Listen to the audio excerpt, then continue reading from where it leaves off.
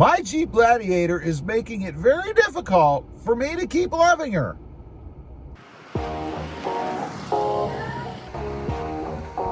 Well, good morning, everybody. How are you today? A little distraught here, to be honest. You know, my Jeep Gladiator really is making it a little difficult to keep loving her.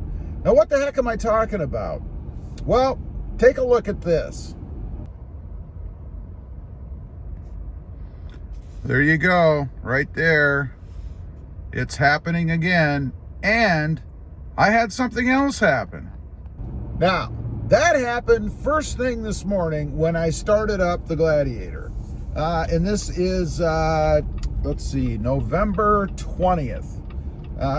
So I got in, and it's a little chilly outside. I don't know if the weather makes a difference. When I say chilly, it's 75 degrees here.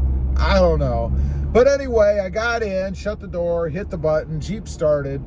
And then shortly after the start, you get that dreaded little bell. I don't know if any of you have experienced this yet, but I have way too many times. It's just a little ding.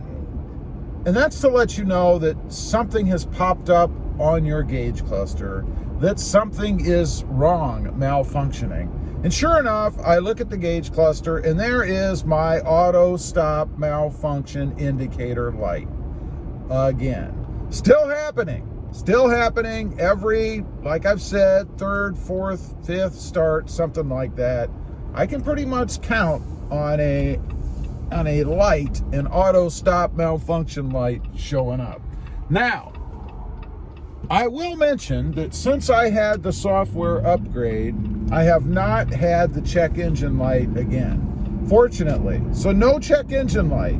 That's good. That makes me happy, because for me, the auto stop malfunction, I hate the system anyway, so it's not really a big deal that it doesn't work. It's okay, as long as it doesn't cause other issues, which I believe it was causing that check engine light. So maybe the upgrade somehow separated the two so that they don't affect each other. I don't know, but whatever they did, so far, fingers crossed, seems to have worked with that check engine light. Now, I had another thing come up on the screen, and I don't have any pictures of this for you because I didn't have a camera with me when it happened, but I was out driving around, I think it was yesterday or day before, recently, and I was looking at my screen, and this was kind of odd because I wasn't sure I was actually seeing anything different, but I noticed right above the F on the fuel gauge area, right above that was what looked like the gas cover area, and at first glance like a gas nozzle pointing at it, you know. And I had a lot of gas. I mean, I was over 3/4 tank full, so it's not like I was low on gas, right? So my first inclination was that, oh, that's just an indicator. I really hadn't paid much attention, pointing out where the fuel gauge area was, right? You know, they show a little fuel door and a little, you know, gas nozzle just to kind of draw your eye to where the fuel gauge was. But I'd never noticed it before. So the more I thought about it as I continued my journey, I thought, nah, that can't be what that is. I would have noticed that before. And sure enough, that's not what it was. It was an indicator light to let me know that the gas cap was loose, that it wasn't clicked all the way, you know? The only problem is I'm a stickler for that. Every time I put gas in the Jeep, bar none, I click that thing several times when I'm done. Every time. So why would it be that way, you know? So I got home, I took the cap off. There was a little swoosh of air, you know, like a whoosh. The system was pressurized, which it should be. That's what it does, right? So I thought, well, that's odd. If the system is pressurized, why am I getting that error message? Unless it's leaking, you know, it's not maintaining full pressure. I could see that. So I took the cap off, I put it back on, and the light disappeared. That was just a day or two ago, so there hasn't been enough time for that light to reappear, I guess, unless it was a real problem. Now, I could have a bad gas cap. That happens. I've heard of that many times, right? So it could be a bad gas cap, you know, a bad seal or something like that. It could be a malfunctioning sensor, or it could just be some sort of software problem where it's thinking that cap is not completely on when it really is. So just another thing that has popped up. You know, the list is continuing to grow slowly. Although, like I mentioned, the check engine light does seem to have been permanently put out, or at least whatever was causing the problem seems to be resolved, because I'm not getting it anymore.